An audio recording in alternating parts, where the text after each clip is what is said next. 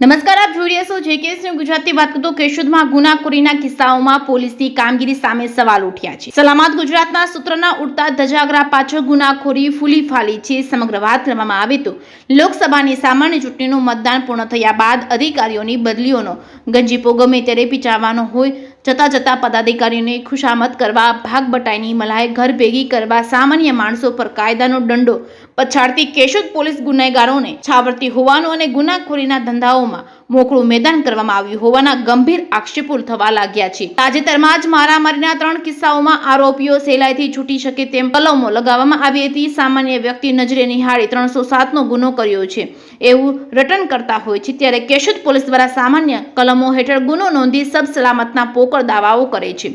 તાજેતરમાં જ ઇન્દિરાનગર વિસ્તારમાં મજૂરી કરી પરિવારનું ગુજરાન ચલાવતા દીપક ઉર્ફે કાનો નાથાભાઈ રાઠોડ પર દાતરડું અને લોખંડના પાઇપ વડે જીવલેણ હુમલો એકસમ કરી અશોક ભીમાવાળા તેમજ ગગુ ભીમાવાળા તેમજ વલ્લભ ભીમાવાળા વિરુદ્ધ ગુનો નોંધાયો હતો. ફરિયાદી ગંભીર રીતે ઈજાગ્રસ્ત હોય જૂનાગઢની સિવિલ હોસ્પિટલમાં સારવાર અર્થે દાખલ કરવામાં આવ્યા હતા.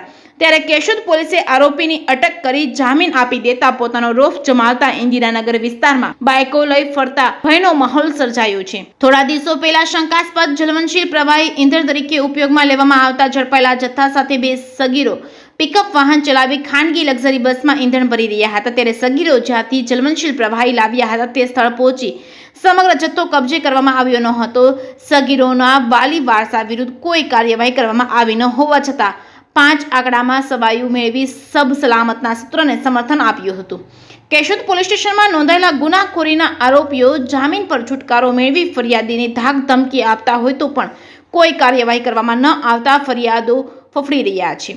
આંગડિયા પેઢીના 20 લાખ રૂપિયાની વિશ્વાસઘાત અને છેતરપિંડીની ફરિયાદમાં સમાધાનકારી વલણ અપનાવી પ્રોત્સાહન આપી ગુનાખોરીને પોષણ આપવામાં આવે છે. શાંતિ સમિતિની બેઠક બોલાવી પ્રણાલી પ્રમાણે ફોટો સેશન કરી સંતોષ માન્યો હતો. ત્યારે રાત્રે 30 ફટારિયાઓ લાખો રૂપિયાના ઘોડી પાસાનો જુગાર રમતા હતા. 3000 સાથે 7 શખ્સોને ઝડપી છાતી ફૂલાવી હતી. કેશોદના માંગરોળ રોડ ઉપર પાટિયા આસપાસ વાડી વિસ્તારમાં રાત્રે રમવાની રજા આપી હોવાનું પણ ચર્ચાઈ રહ્યું છે. બાતમીદારોને ગેરકાયદેસર પ્રવૃત્તિઓ ધંધા કરવાનો, લુખાગીરી કરવાનો પીળો પરવાનો આપનાર જવાબદાર તંત્રના કારણે શહેરીજનો અને વેપારીઓ પીસાઈ રહ્યા છે. જીઆરડી અને હોમગાર્ડ દર મહિને ફરજના સ્થળ બદલાવવામાં ન આવવા પાછળ અને અમુક ઘરે હાજર હોવા છતાં હાજરી પુરાવવામાં આવતી હોવાનું આધારભૂત સૂત્રોમાંથી જાણવા મળેલ છે.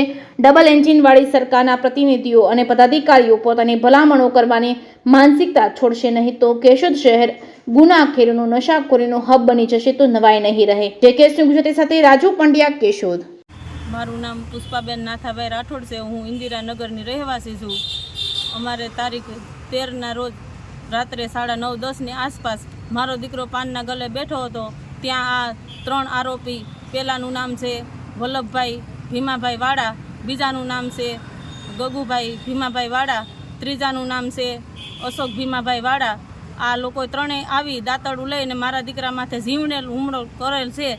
તે બાબતે મારા દીકરાની તબિયત બગડતા અમે તાત્કાલિક 108માં ફોન કરી કેશોદ સિવિલમાં એમરજન્સીમાં પહોંચાડેલો હોય ત્યાંથી અમને જૂનાગઢ 108 દ્વારા ટ્રાન્સફર કરેલ છે જૂનાગઢ સિવિલમાં. ત્યાં મારા દીકરાની સારવાર થતાં પછી અમે પોલીસ સ્ટેશનમાં કેશોદ ફરિયાદ કરેલી છે.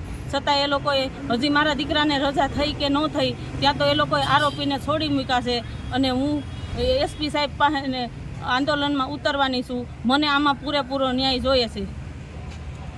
અત્યારે મારા દીકરાને લઈ અને કેશોદ પોલીસ સ્ટેશનમાં આવી છે. અત્યારે એકેય સ્ટાફ હાજર નથી અને અમને 15 ફોન કર્યા છતાંય મને જવાબ મળેલ નથી. તે છતાંય મારે ધક્કો ખાવો પડ્યો છે. મને ગોયલ સાહેબે ફોનમાં મને સમજાવી દીધું કે અમારા બાપની ધોરાજી નથી. મેં કીધું સાહેબ બાપની ધોરાજીની વાત નથી, આમાં કોઈનું ન હાલે. મારા દીકરાને જે પ્રમાણે ઈજા થઈને એ પ્રમાણે કલમ ટાંકવાની તમારી ફરજ હતી, એ તમે ફરજ પૂરી કરી નથી. એ બાબતે હું અહીં અત્યારે આ વિડીયો જાહેર કરું છું.